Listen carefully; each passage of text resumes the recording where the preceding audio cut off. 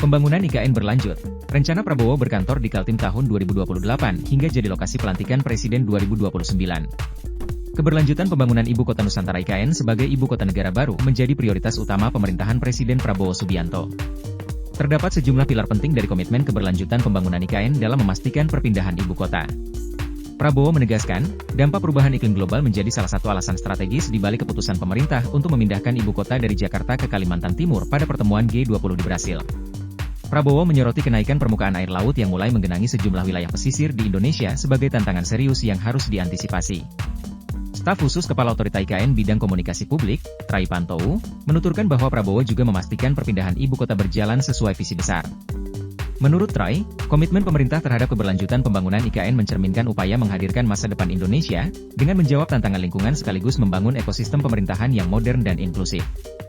Pembangunan infrastruktur pemerintahan di IKN juga menjadi perhatian utama.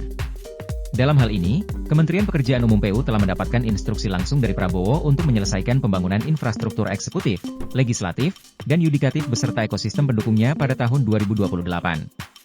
Saat ini, fokus pembangunan diarahkan pada infrastruktur eksekutif yang ditargetkan selesai pada akhir 2024. Hunian dan fasilitas pendukung lainnya juga disiapkan untuk mendukung pemindahan ASN mulai 2025.